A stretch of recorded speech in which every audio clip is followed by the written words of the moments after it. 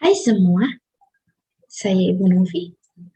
Saya akan menunjukkan mengenai praktikum roket air, di mana roket air di sini bahan-bahannya ada di sekitar kita, seperti badan roket, di mana terbuat dari botol bekas. Kemudian sirip roketnya terbuat dari kardus bekas dan ujung roket ditutup dengan karton. Untuk botol bekasnya bisa menggunakan botol bekas air soda seperti Sprite, Coca-Cola, dan sebagainya. Kemudian untuk yang lain bisa menggunakan Aqua ataupun botol air le mineral. Di sini Ibu menggunakan botol bekas air le mineral yang 1,5 liter. Singkat cerita, mari kita coba. Sebelum pipa dimasukkan ke dalam roket, roket diisi air terlebih dahulu. Kemudian setelah itu dimasukkan dan dieratkan dengan kuncinya. Kemudian setelah itu kita pompa, di mana pompa memberikan tekanan udara ke dalam roket. Setelah cukup, maka roket akan terbang. Roket air sendiri disebut juga dengan water rocket, di mana artinya sebuah benda yang bisa terbang dengan memanfaatkan air dan udara. Konsep air roket sendiri, jika suatu botol diisi dengan udara dengan tekanan tertentu, maka udara dalam botol akan menekan ke segala arah, dan jika botol dilubangi pada suatu titik, maka udara akan keluar dari lubang tersebut dan akan menyebabkan gaya yang berlawanan arah dari masuknya udara. Roket bekerja karena ada aksi dan reaksi, di mana air dan udara yang keluar dari dalam botol menyebabkan botol terdorong berlawanan arah dari keluarnya air dan udara. Tadi telah kita saksikan praktikum mengenai roket air.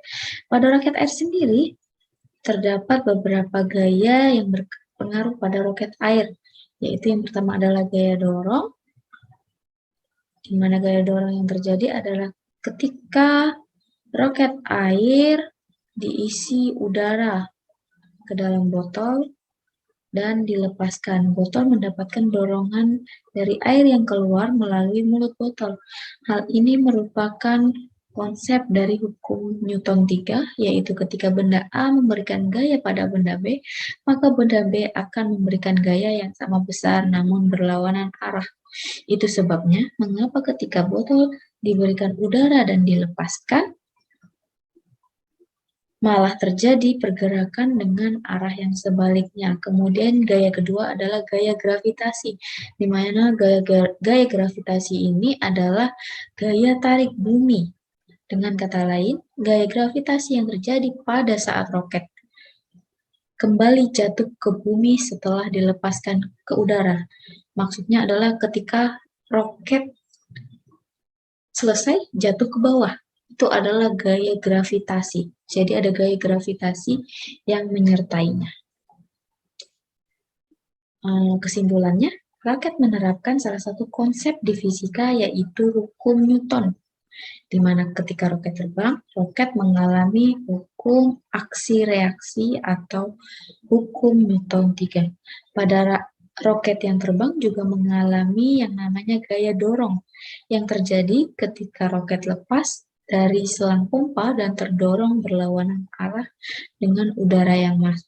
Setelah itu, roket kembali jatuh ke pusat bumi dikarenakan ada gaya gravitasi. Mungkin cukup sekian untuk penjelasan mengenai roket air. Sampai jumpa di penjelasan selanjutnya. Fantastic Science, pembelajaran menggunakan alat peraga bersama saya dengan Ibu Novi. Semangat!